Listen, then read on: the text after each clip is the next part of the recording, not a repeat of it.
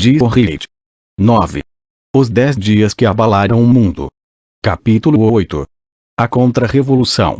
No dia seguinte, sábado, 11 de novembro, logo pela manhã, os cossacos entraram em Tsarskoye Selo. Kerensky montava um cavalo branco. Os sinos repicavam. Do alto de uma colina próxima, podia-se ver toda a imensidão pardacenta da capital deitada sobre a planície uniforme. De espaço a espaço, destacavam-se as cúpulas multicores e as flechas douradas. E por trás da planície, no fundo, o Golfo da Finlândia aparecia, brilhando como uma superfície de aço polido. Não houve luta. Mas Kerensky agiu de maneira tão estúpida, que foi vítima da própria ação. Às 7 horas da manhã, intimou o 2º Regimento de Fuzileiros, aquartelado em Tsarskoye Selo, a depor as armas. Os soldados responderam que ficariam neutros, mas não entregariam as armas. Kerensky irritou-se, enviando-lhes um ultimátum que lhes concedia 10 minutos para se renderem incondicionalmente. Os soldados, que há 8 meses não recebiam ordens desse gênero, que já se haviam habituado à autodisciplina dos seus comitês, ficaram indignados. A ordem de Kerensky lembrava o antigo regime. Poucos minutos depois, a artilharia dos cossacos rompeu fogo contra o quartel, matando 8 homens. Daí por diante não houve mais neutros em Tsarskoye Selo. Petrogrado acordou com tiroteio. Ouvia-se, ao longe, o ruído das forças marchando para o combate. Sob o céu escuro, o vento gelado trazia um cheiro de neve. Pela manhã, importantes forças de Junkers ocupavam o clube militar e a agência telegráfica. Só depois de sangrenta batalha, essas posições foram reconquistadas. A central telefônica estava cercada por marinheiros. Entrincheirados no centro da Morskaya, por trás das barricadas feitas com túneis, caixões e pranchas de ferro, protegidos pela esquina da Gorokhovaya com a praça de Santo Isaac, atiravam contra tudo que se movesse. De tempos a tempos, surgia um carro com a bandeira da Cruz Vermelha, que os marinheiros deixavam passar. Nosso colega Albert Rhys Williams, que se encontrava na central telefônica, saiu num automóvel da Cruz Vermelha, aparentemente carregado de feridos. Depois de dar diversas voltas pela cidade, o carro o seguiu para a Escola Militar Mikhailovsk, quartel-general da Contra-Revolução. Um oficial francês, que se achava no pátio, parecia dirigir as operações. Era dessa forma que se abastecia a central telefônica de munições e de víveres. Grande número dessas falsas ambulâncias foram unicamente utilizadas pelos Junkers como meio de comunicação ou abastecimento. 5 ou 6 carros blindados da antiga divisão britânica estavam em poder dos contra-revolucionários. Louis Briant, margeando a praça de Santo Isaac, viu chegar um desses carros do lado do almirantado e dirigir-se à central. O carro parou justamente na esquina da rua Gogol. Vários marinheiros, entrincheirados em montes de lenha, começaram a fazer fogo. A metralhadora da torrinha girou e respondeu como uma chuva de balas sobre a pilha de lenha e sobre a multidão que, de longe, acompanhava com ansiedade os acontecimentos. 7 pessoas do povo caíram mortas na passagem abobadada em que se encontrava Aloysio Briant, entre elas 2 crianças. Então, os marinheiros, aos gritos, deixaram a barricada e avançaram sob a chuva de balas, cercaram o monstro pelas aberturas, cravaram as baionetas nos seus tripulantes, berrando e praguejando. O motorista gritou que estava ferido. Foi posto em liberdade. Logo correu a Duma para contar essa nova atrocidade dos bolcheviques. Entre os mortos do carro estava um oficial inglês. Os jornais mais tarde protestaram contra o fato de um oficial francês, feito prisioneiro no interior de um carro blindado, ter sido enviado para a fortaleza de Pedro e Paulo. A própria embaixada francesa, pouco depois, desmentia a notícia, mas um conselheiro municipal afirmou que fora ele que conseguira a liberdade desse oficial. Deixando de lado a atitude das embaixadas, o certo é que houve oficiais franceses e ingleses que tomaram parte nos combates, chegando mesmo a assistir às sessões do Comitê de Salvação, e a prestar-lhe auxílio, discutindo, dando opiniões e conselhos. Nesse dia, em vários bairros, repetiram-se os choques entre junkers e guardas vermelhos. Houve também combates entre carros blindados. Por toda parte ouviam-se descargas, próximas ou distantes, tiros isolados ou crepitar das metralhadoras. As lojas abaixaram as portas, mas os negócios continuavam. Também as salas dos cinemas, com as luzes de fora apagadas, estavam abarrotadas. Os bondes trafegavam, os telefones funcionavam e, quando se fazia uma ligação, ouvia-se perfeitamente o barulho do tiroteio. As ligações telefônicas com Smolny estavam cortadas. Em compensação, o Comitê de Salvação e a Duma mantinham-se em ligação permanente com todas as escolas militares e com Kerensky em Tsarskoye Selo. Às 7 da manhã, a escola Vladimir foi visitada por uma patrulha de soldados, marinheiros e guardas vermelhos, que concederam aos junkers 20 minutos para se renderem. O ultimatum foi rejeitado. Uma hora depois, os junkers tentaram sair, mas foram repelidos por violento tiroteio, que partia da esquina da Grebetskaya e da Grande Avenida. As tropas soviéticas cercaram o edifício e abriram fogo. Ao mesmo tempo, 2 carros iam e vinham, cobrindo a escola Vladimir com uma saraivada de balas das suas metralhadoras. Os junkers pediram reforços pelo telefone. Os cossacos responderam que não podiam sair porque estavam cercados por importante força de marinheiros, armada com 2 canhões. A escola do Imperador Paulo também estava cercada e a maior parte dos junkers da escola Mikhailovsky já lutava nas ruas. Às 11h30, foram colocadas 3 peças de campanha diante do edifício. Os junkers responderam ao novo ultimatum matando 2 parlamentares soviéticos que avançavam com bandeira branca. Começou, então, um verdadeiro bombardeio. Nas paredes da escola abriram-se grandes brechas. Os junkers defendiam-se desesperadamente. Guardas vermelhos, que se dirigiam ao assalto em ondas e aos gritos, eram dizimados pela metralha. Kerensky telefonara de Tsarskoye Selo, proibindo qualquer negociação com o Comitê Militar Revolucionário. Exasperadas pela derrota e pelo número de mortos, as tropas soviéticas desencadearam terrível tempestade de chama e aço contra o edifício. Nem os oficiais conseguiram conter aquele medonho bombardeio. Um comissário do Smolny, Kirillov, querendo fazê-lo cessar, quase foi linchado. O sangue dos guardas vermelhos fervia nas veias. Afinal, às 2h30, os junkers levantaram bandeira branca. Estavam dispostos a render-se, no caso de lhes pouparem as vidas. Foram atendidos. Mas os guardas vermelhos e os soldados, sem ouvir coisa alguma, nem atender a ninguém, precipitaram-se pelas fendas, janelas e portas do edifício. 5 junkers tombaram a golpes de baioneta. Os restantes, aproximadamente 200, foram conduzidos como uma escolta para a fortaleza de Pedro e Paulo. Para evitar o linchamento dos presos levaram-nos em pequenos grupos. Mas, assim mesmo, no caminho, a multidão avançou sobre um dos grupos e matou 8 prisioneiros. Mais de 100 soldados e guardas vermelhos haviam tombado mortos no combate. 2 horas mais tarde, a Duma recebeu uma comunicação telefônica, anunciando que os vencedores se dirigiam para Engenheiro Nizamuk, a escola de engenharia. 12 deputados foram-lhes ao encontro, sobraçando pacotes do último manifesto do Comitê de Salvação. Alguns deles nunca mais apareceram. Todas as escolas renderam-se sem resistência e seus ocupantes foram, sãos e salvos, conduzidos como prisioneiros para a fortaleza de Pedro e Paulo e para Kronstadt. A central telefônica resistiu até a tarde. Finalmente, foi tomada pelos marinheiros, com o apoio de um carro blindado bolchevique. As mocinhas que trabalhavam como telefonistas, apavoradas, corriam qual baratas tontas.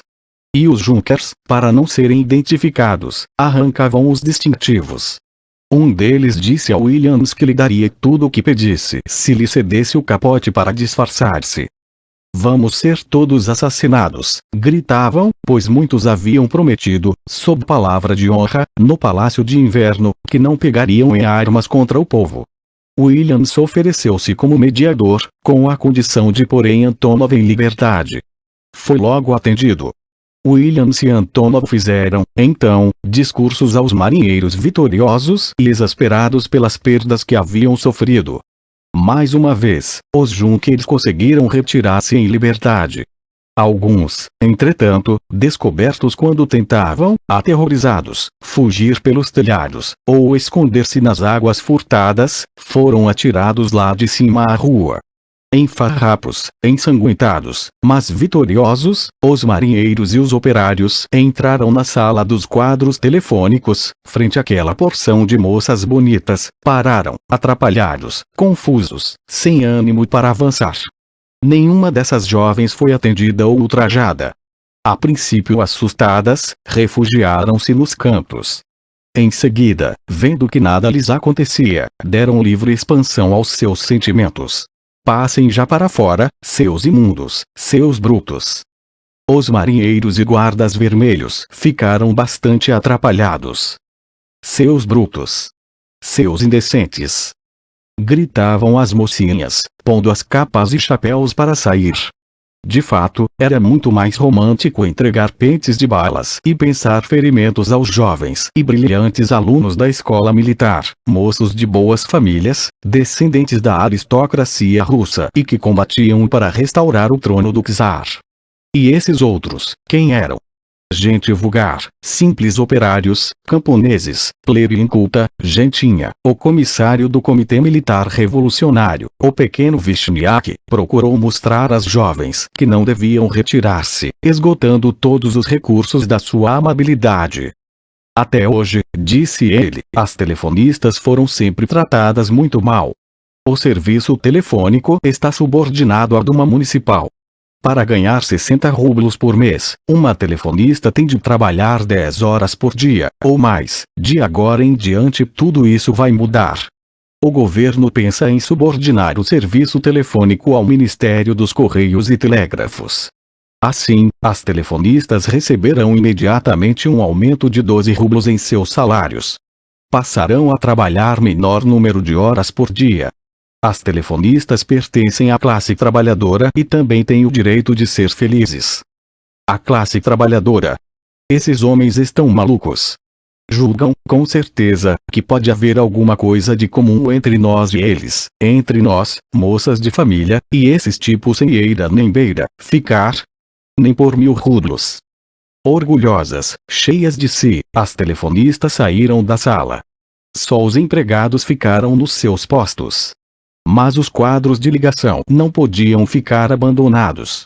As comunicações telefônicas precisavam ser consertadas, custasse o que custasse. Só 6 telefonistas profissionais resolveram ficar. Recorreu-se aos voluntários. Surgiram logo mais de 100 marinheiros, soldados, operários. As 6 mocinhas corriam de um lado para o outro, explicando, ajudando, consertando. Bem ou mal, as comunicações foram restabelecidas e os fios novamente começaram a se unir. Era preciso, o mais depressa possível, ligar telefonicamente os MOLN com as fábricas e os quartéis e, em seguida, cortar todas as ligações com a Duma e as escolas militares. Ao entardecer, quando começaram a circular as notícias do que havia ocorrido, centenas e centenas de burgueses começaram a manifestar descontentamento. Canalhas! Imbecis! Esperem um pouco, que já verão. Isso não ficará muito tempo assim. Os cossacos ajustarão contas com vocês. Anoitecia. Um vento frio e cortante varria a Avenida Nevsky quase deserta. Diante da Catedral de Kazan estacionara uma grande multidão. Operários, soldados e, sobretudo, negociantes e empregados, discutindo as mesmas coisas de sempre. Mas Lenin não conseguirá que a Alemanha aceite a paz, gritou um soldado, ainda jovem, respondeu energicamente. De quem será a culpa? Do seu maldito Kerensky, esse burguês nojento. Para o diabo com Kerensky. Não o queremos. Precisamos é de Lenin.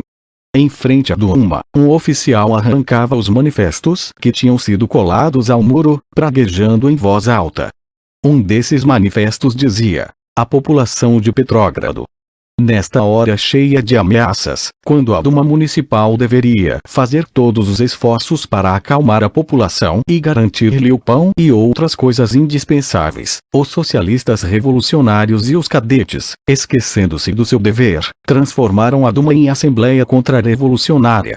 Além disso, procuraram atirar uma parte do povo contra a restante, a fim de facilitar a vitória de Kornilov e Kerensky.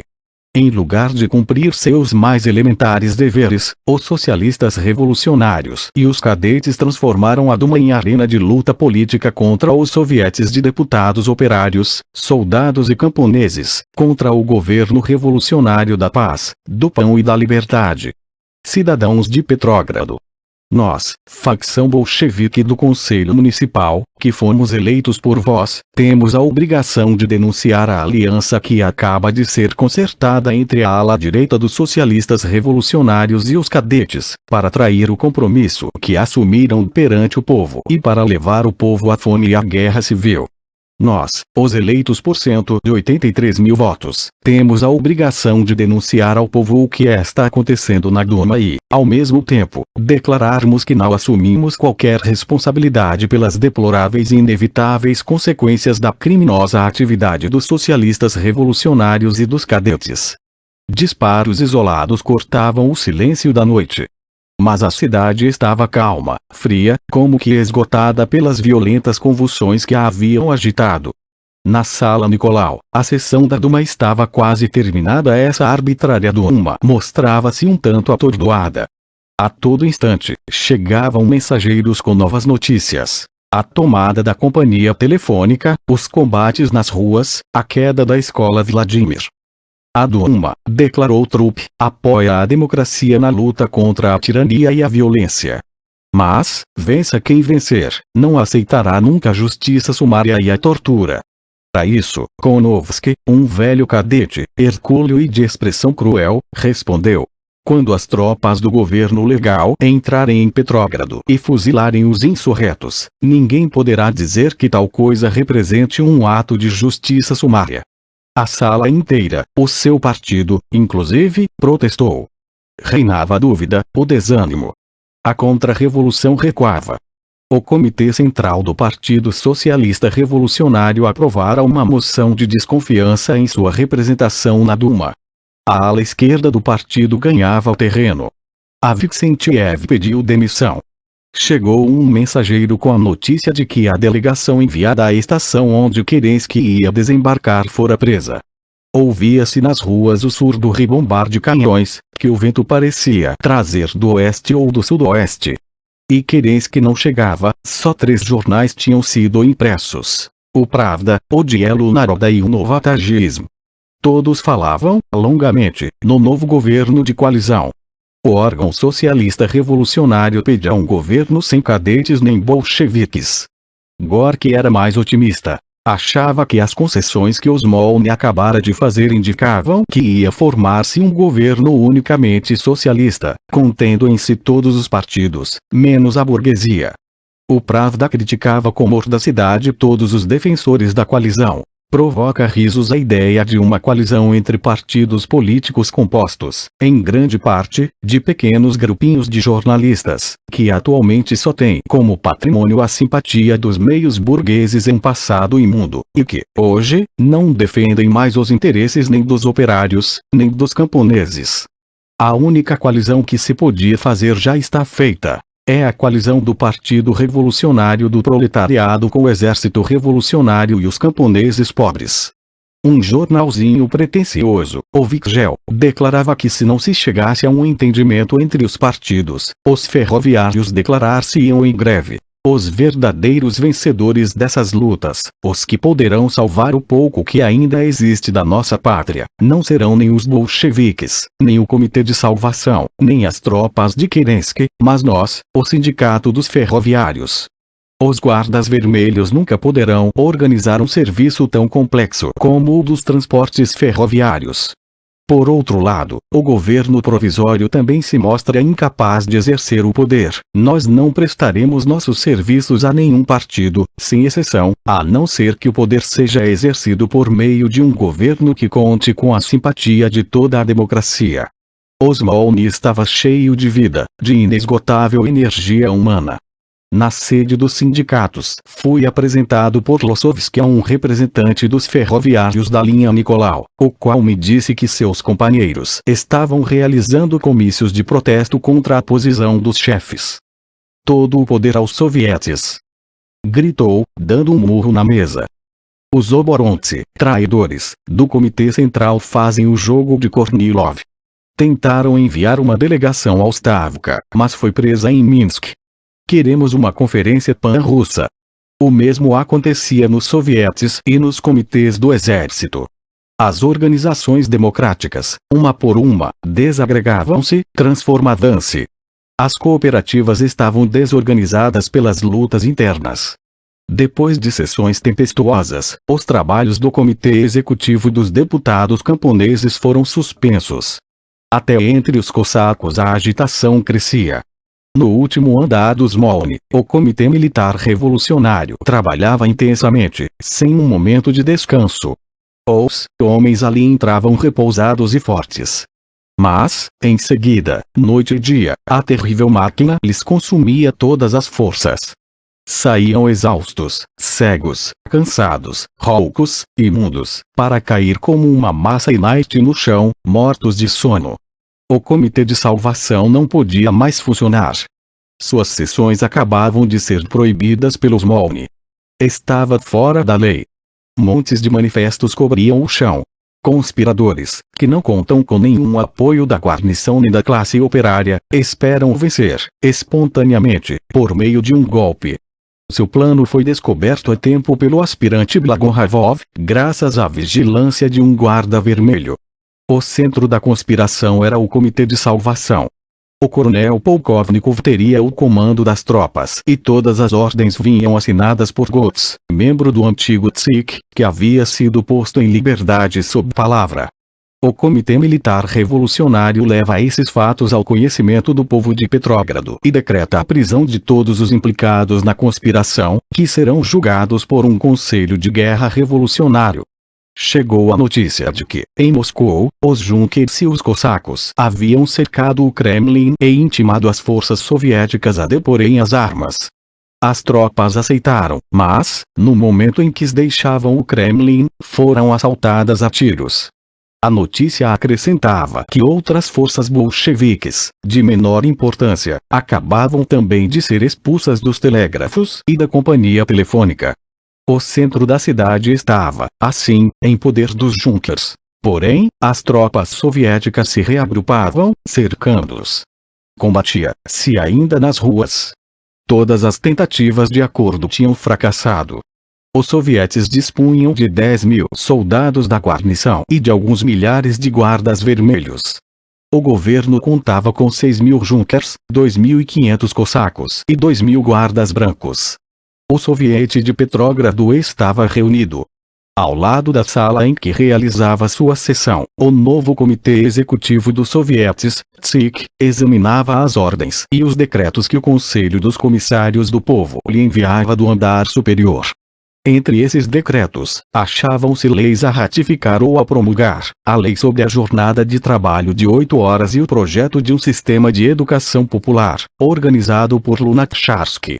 Algumas centenas de delegados assistiam às duas assembleias, quase todos armados.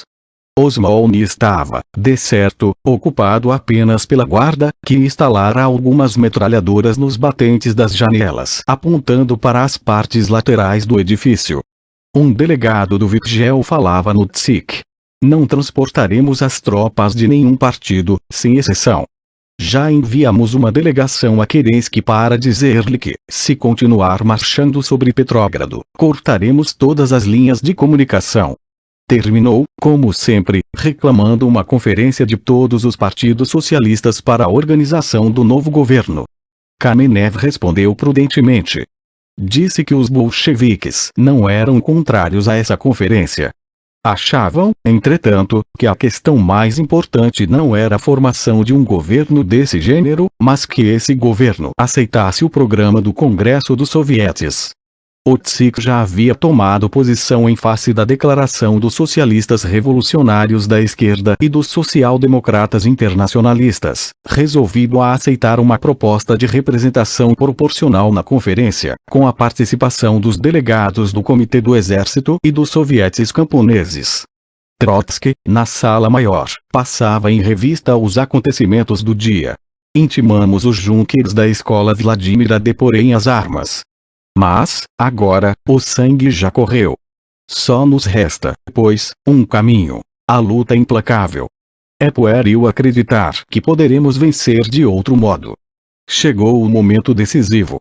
Todos devem auxiliar o Comitê Militar Revolucionário, indicando os depósitos de arame farpado, de gasolina, de armas. Já temos o poder. Precisamos, agora, conservá-lo. O menchevique quis ler uma declaração do seu partido, mas Trotsky recusou-se a abrir um debate sobre questões de princípios, dizendo: nossas discussões realizam-se atualmente nas ruas. Já demos o passo decisivo. Todos nós, eu inclusive, assumimos a responsabilidade do que está acontecendo. Os soldados que haviam chegado de Gatchina falaram, manifestando seus pontos de vista. Um deles, do batalhão de choque da 481ª Divisão, disse: quando as trincheiras souberem disso, gritarão todas como um só homem. Esse sim. Esse é o nosso governo. Um junker de Peterov declarou que ele e 2 companheiros tinham se recusado a marchar contra os sovietes e que, quando seus camaradas depuseram as armas no Palácio de Inverno, fora ele indicado como seu representante e enviado aos Molme para se pôr a serviço da verdadeira revolução. Trotsky ergueu-se, de novo, ardente e infaticável, dando ordens, respondendo às perguntas. A pequena burguesia, para aniquilar o proletariado, os soldados e os camponeses, é capaz de se aliar até com o diabo. Como os casos de embriaguez se tornavam cada vez mais frequentes, Trotsky declarou: camaradas, é preciso não beber. Ninguém deve andar pelas ruas depois das 8 horas, exceto as patrulhas. Vamos dar busca em todos os lugares suspeitos e o álcool que for encontrado será destruído. Não podemos tolerar o menor abuso dos traficantes de álcool. O Comitê Militar Revolucionário, neste momento, solicitou a presença da delegação da seção de Vyborg, e, logo depois, da delegação dos operários da usina Putilov, que imediatamente se apresentaram. Para cada revolucionário morto, disse Trotsky, mataremos 5 contra-revolucionários. Voltei para a cidade. A Duma estava profusamente iluminada. Por suas portas penetrava grande multidão. Do andar térreo partiam gritos e gemidos de dor. A turba comprimia-se em frente ao grande quadro de avisos, onde estava afixada a relação dos junkers mortos durante o dia, ou que apenas passavam por mortos, pois muitos deles reapareceram, mais tarde, sem um arranhão. Em cima, na sala Alexandre, o Comitê para a Salvação da Rússia e da Revolução continuava reunido. Viam-se aí oficiais com distintivos vermelhos e dourados, fisionomias conhecidas de intelectuais mencheviques e socialistas revolucionários, diplomatas e banqueiros de olhar duro e vestes faustosas, funcionários do antigo regime, damas elegantes. Chegaram as telefonistas. Uma por uma, essas pobres mocinhas, mal vestidas, procurando imitar as elegantes com os sapatos surrados e os rostos abatidos, subiram à tribuna. Uma por uma, correndo de prazer ante os aplausos da alta sociedade de Petrógrado, começaram a falar, satisfeitas por serem ouvidas pelos oficiais, ricaços, grandes vultos da política, descrevendo seus sofrimentos e angústias quando os bolcheviques entraram na central telefônica, e proclamando sua fidelidade incondicional ao antigo regime, à ordem estabelecida, ao poder. A Duma estava em sessão, na sala Nicolau. O prefeito declarou com otimismo que os regimentos de Petrógrado já estavam envergonhados da sua atitude anterior. A propaganda surtia efeitos rápidos, os emissários iam e vinham, descrevendo as selvagerias dos bolcheviques e crivando os junkers de perguntas, procurando ansiosamente saber as últimas novidades. A força moral vencerá os bolcheviques, disse Trupp, não as baionetas. Mas a situação na frente revolucionária não era nada animadora. O inimigo possuía trens blindados com canhões. As forças soviéticas, formadas na quase totalidade de guardas vermelhos pouco experientes, não possuíam oficiais, nem um plano pré-estabelecido. Só fora possível mobilizar 5.000 soldados regulares. O resto da guarnição, ou estava ocupada em combater a revolta dos Junkers, ou permanecia indecisa, sem tomar partido. Às 10 horas da noite, Lenin falou num comício de delegados dos regimentos que, por maioria esmagadora, se pronunciaram a favor da luta. Elegeu-se um comitê de 5 soldados. O Estado-Maior. Ao amanhecer, os regimentos seguiam para a frente. Quando voltava para casa, viu os soldados marchando, com passo cadenciado, as baionetas alinhadas, através das ruas desertas da cidade conquistada. Nesse mesmo momento, no quartel-general do Vikzel, na Sadovaia, todos os partidos socialistas trabalhavam para formar um novo governo. Em nome do centro menchevique, Abramovich declarou que não devia haver vencedores nem vencidos, que era preciso passar uma esponja sobre o passado. Todos os grupos da esquerda concordaram com essa resolução. Em nome da direita menchevique, Dan propôs uma trégua aos bolcheviques, nas seguintes condições: 1. A Guarda Vermelha seria desarmada. 2. A guarnição de Petrógrado ficaria subordinada à Duma. 3. As forças de Kerensky ficariam proibidas de disparar um tiro ou de fazer qualquer prisão. 4. Formação de um ministério, com a participação de todos os partidos socialistas, menos os bolcheviques. Ryazanov e Kamenev responderam, em nome dos Smolny, dizendo que a ideia de um governo de coalizão de todos os partidos era aceitável, mas protestavam contra a proposta de Dan. Os socialistas revolucionários estavam divididos. O Comitê Executivo dos Sovietes de Camponeses e os socialistas revolucionários recusavam, terminantemente, a participação dos bolcheviques. Depois de calorosa disputa, elegeu-se uma comissão para organizar um plano viável. Esta discutiu a noite toda, todo o dia seguinte e toda a noite desse dia. Já se havia feito, anteriormente, a 9 de novembro, uma tentativa de reconciliação semelhante. Martov e Gorky foram os promotores. Mas, como Kerensky estava próximo, e como o Comitê para a Salvação da Rússia e da Revolução continuava a agir, a ala direita menchevique, os socialistas revolucionários e os socialistas populares tinham respondido negativamente. Desta vez, no entanto, o rápido esmagamento da revolta dos Junkers deixara-os sobressaltados.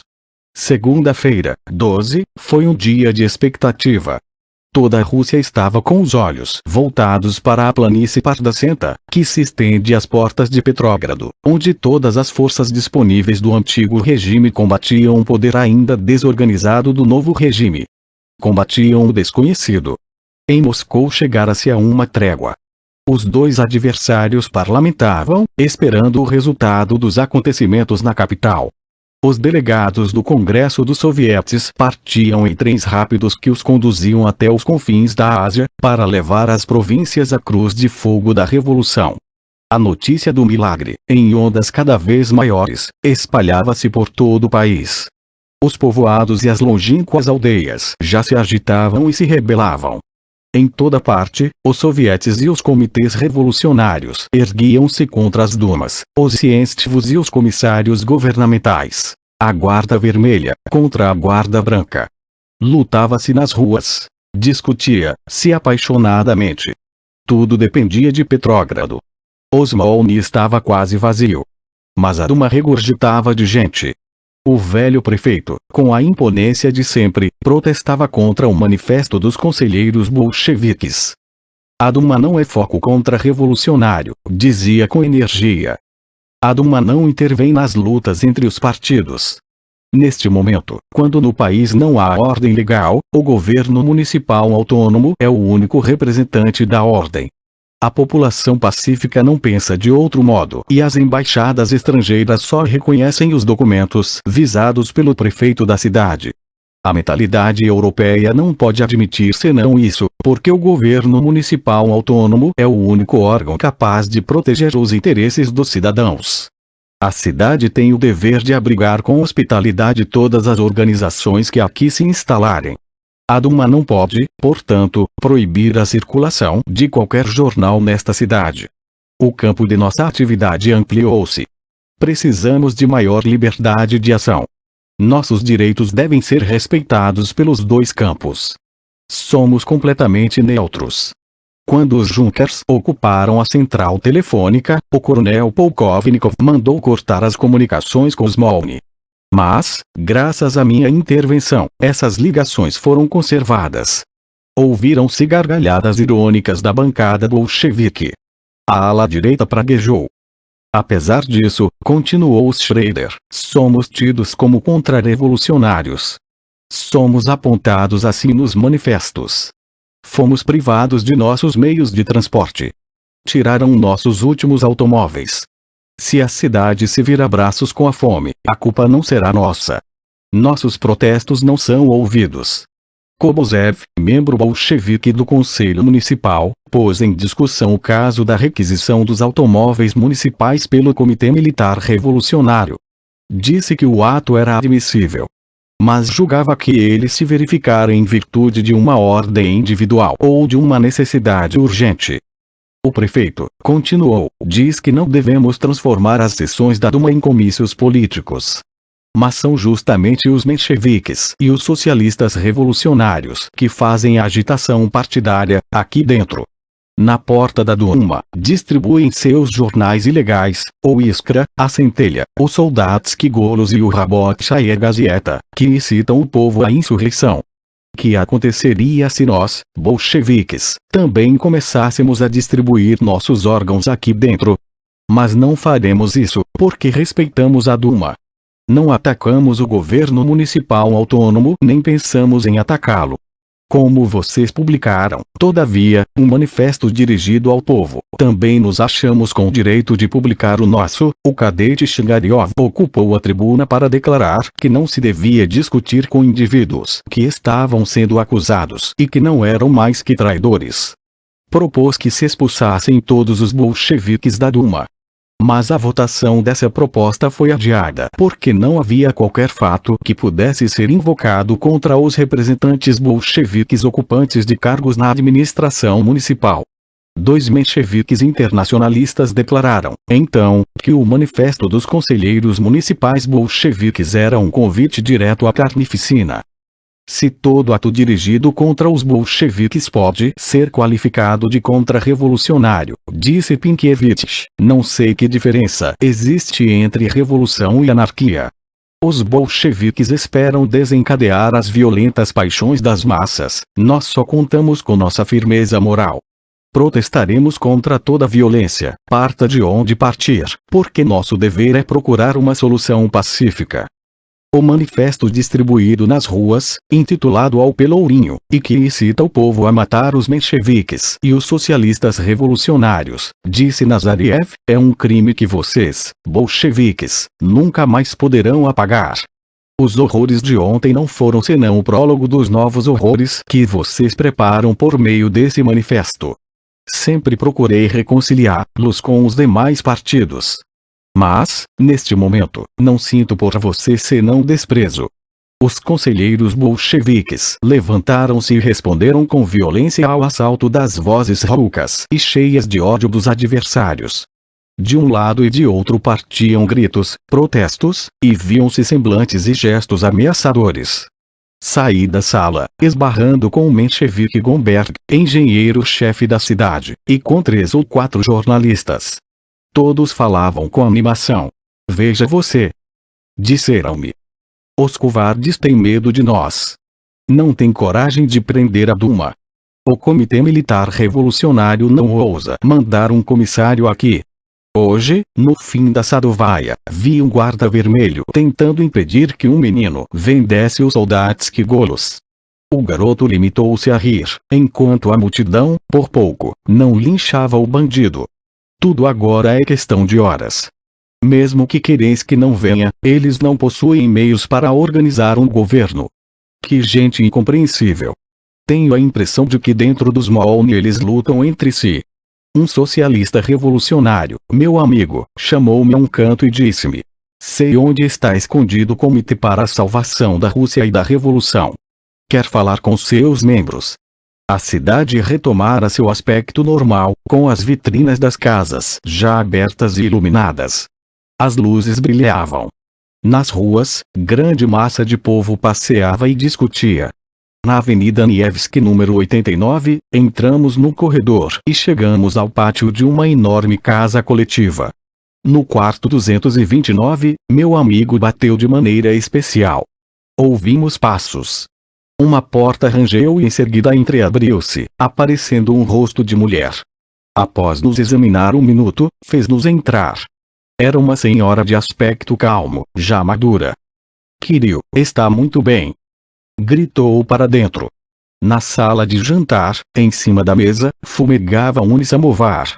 Ao seu lado, pratos com fatias de pão e arenques.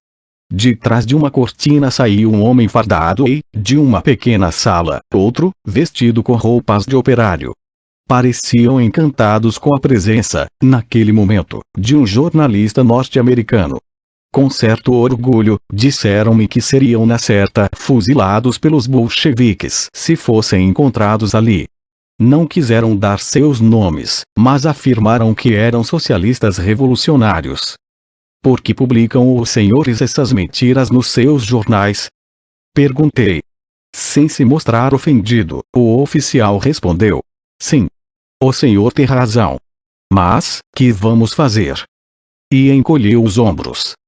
O senhor compreende. É preciso criar certo estado de espírito no povo. O outro interrompeu. É uma simples aventura dos bolcheviques. Não contam com intelectuais. Os ministérios não estão dispostos a ajudá-los. Além disso, a Rússia não é uma cidade, é um país. Estamos convencidos de que só poderão manter-se mais alguns dias. Resolvemos, portanto, apoiar o adversário mais forte, Kerensky, ajudando a restabelecer a ordem. Muito bem, disse eu. Mas, então, por que se unem aos cadetes? O pseudo-operário respondeu sorrindo. Para falar a verdade, as massas estão, neste momento, com os bolcheviques. Atualmente, não temos ninguém do nosso lado. Não poderíamos reunir nenhum pelotão de soldados. Nem armas temos, presentemente, só há dois partidos fortes. Os bolcheviques e os reacionários, ocultos, quase todos, atrás dos cadetes. Estes pensam que se servem de nós, mas, na realidade, somos nós que nos servimos deles. Depois de derrubar os bolcheviques, ajustaremos contas com os cadetes. Os bolcheviques serão admitidos no novo governo. Cocou a cabeça. A pergunta não é fácil de responder. É evidente que, se não forem admitidos, começarão de novo. Em todo caso, poderão ser os árbitros da situação, na Constituinte. Mas é preciso, naturalmente, que haja Constituinte. Essa questão, disse o oficial, traz consigo a participação dos cadetes no novo governo, pelas mesmas razões. O senhor já deve saber que os cadetes não são partidários da Assembleia Constituinte, principalmente se for possível esmagar desde já os bolcheviques. E sacudiu a cabeça. Para nós, russos, a política não é coisa ainda bem clara. Os senhores, norte-americanos, nascem políticos. Ocupam-se com política há muito tempo. Nós, de um ano para cá é que a conhecemos. Qual é sua opinião sobre Kerensky? Perguntei. Kerensky é o responsável por todos os erros do governo provisório, respondeu o outro. Foi ele que nos fez aceitar a coalizão com a burguesia. Se tivesse pedido demissão, como ameaçava fazer, teria provocado uma crise do gabinete 16 semanas antes da Assembleia Constituinte. E era justamente isso o que desejávamos evitar. Mas, afinal, não foi o que acabou acontecendo? Sem dúvida. Entretanto, como podíamos prever que isso ia acontecer? Os Kerensky e os Avksentiev nos enganaram. Goltz é um pouco mais radical. Eu sou partidário de Chernov. Ele sim é que é um verdadeiro revolucionário. O próprio Lenin declarou hoje que não é contra a entrada de Chernov no governo. Também queremos tirar Kerensky do governo, mas achamos prudente esperar pela Constituinte. A princípio, fui partidário dos bolcheviques. Mas, quando vi que o comitê central do meu partido votava contra eles, que podia fazer? Era uma questão de disciplina partidária. O governo bolchevique não poderá durar mais de uma semana. Virá abaixo. Se os socialistas revolucionários souberem ficar de lado e esperar, o poder cairá em suas mãos, sem um menor esforço.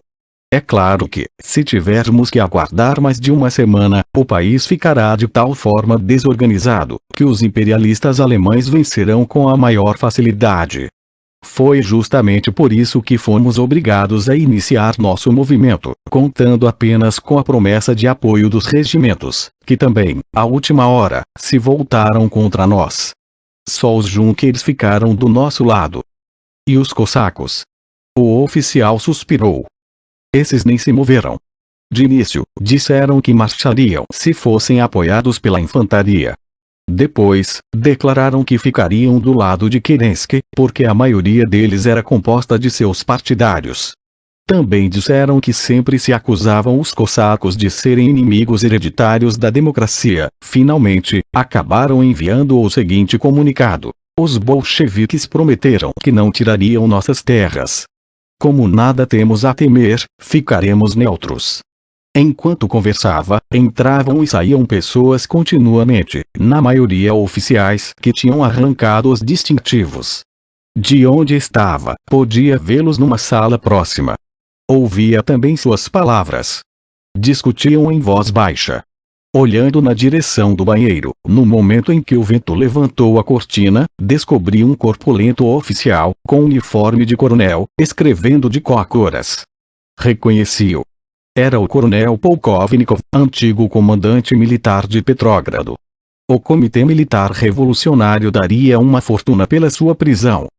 Qual é nosso programa? Continuou o oficial. É o seguinte: entrega das terras aos comitês agrários, representação dos operários na direção da indústria, um enérgico programa de paz, mas não um ultimátum ao mundo inteiro, como o programa dos bolcheviques. Os bolcheviques não poderão cumprir as promessas que fizeram às massas. Eles roubaram nosso programa para obter o apoio dos camponeses. Isso é uma desonestidade. Se esperassem pela Assembleia Constituinte, o importante não é a Assembleia Constituinte, apartei o outro. Se os bolcheviques quiserem criar na Rússia um Estado socialista, não poderemos, em hipótese alguma, colaborar com eles. Kerensky cometeu falta bem grave. Mostrou aos bolcheviques quais eram suas intenções, dizendo no Conselho de Estado que havia anunciado sua prisão. E os senhores, que pretendem fazer agora? Os dois homens olharam-se. O senhor verá dentro de alguns dias. Se pudermos contar com forças suficientes, não transigiremos com os bolcheviques. Em caso contrário, talvez sejamos obrigados a... De volta, na Avenida Nevsky, subi num bonde tão cheio, que os estribos, de tanto peso, quase tocavam o chão. Depois de uma viagem lenta e monótona, cheguei ao Smolny. Meshkovsky, um homenzinho vivo e cortês, passeava no pátio com ar apreensivo. Disse-me que a greve dos ministérios começava a surtir efeito. O Conselho dos Comissários do Povo prometera publicar os tratados secretos. Mas Neratov, funcionário responsável por esses papéis, havia desaparecido. Dizia-se que estava oculto na embaixada britânica. A greve dos bancos era também bastante grave. Sem dinheiro, disse Meshkovsky, nada poderemos fazer. Temos que pagar os salários dos ferroviários e dos empregados dos correios e telégrafos. Todos os bancos estão fechados, inclusive o Banco do Estado. E eles são a chave da situação. Todos os empregados bancários foram comprados. Mas Lenin resolveu mandar forçar os porões do Banco do Estado com dinamite e baixou um decreto ordenando a abertura de todos os estabelecimentos bancários particulares. Se até amanhã não abrirem as portas, nós as forçaremos. O soviete de Petrógrado estava em franca atividade. A maioria das pessoas presentes tinha armas. Trotsky falava. Os cossacos abandonaram Tsarskoye Selo. A sala em peso aplaudiu com entusiasmo. Mas a batalha apenas começou. Em Pulkovo estão se verificando sangrentos combates. É necessário enviar todas as forças disponíveis. As notícias de Moscou são más. O Kremlin está em poder dos Junkers, e os operários têm poucas armas. Tudo depende de Petrógrado. Nas trincheiras, a notícia da paz e da entrega das terras produziu delírio. Kerensky distribuiu nas trincheiras grande quantidade de manifestos, anunciando que Petrógrado está sendo arrasada e que os bolcheviques, desesperados, matam as mulheres e as crianças. Mas ninguém acredita nesses boatos. Os cruzadores Oleg, Aurora e República ancoraram no Nieva e apontaram os canhões para a cidade. Por que você não vai combater ao lado dos seus guardas vermelhos? Interrompeu uma voz rude. É justamente o que vou fazer, respondeu Trotsky, abandonando a tribuna. Um pouco mais pálido que habitualmente, saiu em companhia de um amigo, dirigindo-se rápido para o automóvel que o esperava. Kamenev pediu a palavra para relatar os trabalhos da Conferência de Conciliação dos Partidos. Os mencheviques foram repelidos com desdém, disse ele. Até as seções do Sindicato dos Ferroviários votaram contra. Agora que estamos no poder, agora que nossa ação repercute em toda a Rússia, só nos apresentam 3 pequenas condições. Primeira, que entreguemos o poder. Segunda, que trabalhemos para convencer os soldados a continuar a guerra. Terceira, que os camponeses não falem mais em terra. Lenin apareceu um instante na tribuna para rebater as acusações dos socialistas revolucionários. Somos acusados de haver roubado seu programa agrário. Se isso aconteceu, recebam nossos parabéns. Esse programa é a única coisa que nos interessa. A sessão continuou na mesma atmosfera. Vários líderes vieram à tribuna para dar explicações, uns para defender, outros para acusar. Soldados e operários pediam a palavra, expressando os pensamentos e sentimentos mais íntimos. O auditório constantemente mudava e se renovava. De vez em quando, eram chamados os membros deste ou daquele destacamento, a fim de seguirem para a linha de fogo. Vários eram substituídos ou dispensados por estarem feridos. Outros vinham buscar armas no Smolny. Eram 3 horas da manhã. Ao sair da sala, encontrei-me com Oltmann, do Comitê Militar Revolucionário, que chegava correndo, pálido e transfigurado. Tudo vai bem! Exclamou, apertando-me as mãos. Um telegrama da frente. Kerensky está perdido. Olhe. Entregou-me uma folha de papel escrita a lápis. Vendo que não conseguíamos decifrá-la, leu-a em voz alta. Pulkovo, Estado-Maior, 2h10 da madrugada. A noite de 30 para 31 de outubro ficará na história. Kerensky tentou atirar as forças contra-revolucionárias contra a capital, mas foi definitivamente repelido. Kerensky recua, nós avançamos. Os soldados, os marinheiros e os operários de Petrógrado demonstraram sua vontade de consolidar, de armas na mão, a autoridade da democracia. A burguesia tentou isolar o exército revolucionário. Kerensky procurou aniquilá-lo, valendo-se dos cossacos. Esses 2 planos fracassaram completamente. A grande ideia do domínio da democracia proletária e camponesa estreitou as fileiras do exército, temperando-lhe a vontade. De agora em diante, o país inteiro ficará convencido de que o poder soviético não terá uma existência efêmera. O poder dos operários, dos soldados e dos camponeses é uma realidade indestrutível. A derrota de Kerensky é a derrota dos grandes proprietários, da burguesia e dos kornilovistas. A derrota de Kerensky significa a confirmação do direito do povo a uma vida de liberdade e paz, de possuir para sempre terra, pão e poder. O destacamento de Pulkovo lutou heroicamente pela causa da revolução operária e camponesa. Já não é mais possível voltar ao passado. Teremos de lutar, vencer obstáculos e fazer sacrifícios. Mas o caminho está aberto. A vitória é certa. A Rússia revolucionária e o poder soviético sentem-se orgulhosos pela ação do destacamento de Pulkovo, comandado pelo coronel Walden. Glória eterna aos que tombaram. Glória aos combatentes da revolução. Glória aos soldados e aos oficiais que foram fiéis ao povo. Viva a Rússia revolucionária, popular e socialista. Em nome do Conselho dos Comissários do Povo, L. Trotsky. Ao atravessar a Praça Znamenskaya, notei grande movimento em frente à estação Nicolau. Em frente ao edifício, acotovelavam-se várias centenas de marinheiros armados de fuzis. De pé, na grade, um membro do Vikgel discutia com eles. Camaradas, não podemos levá-los a Moscou. Somos neutros. Não transportaremos forças de nenhum partido. Não podemos levá-los a Moscou, porque lá a guerra civil já irrompeu. O rugido imenso foi a resposta. Os marinheiros começaram a avançar. De repente, o portão escancarou-se, e apareceram 2 ou 3 guarda-freios, um maquinista e mais alguns ferroviários. É por aqui, camaradas! Gritou um deles.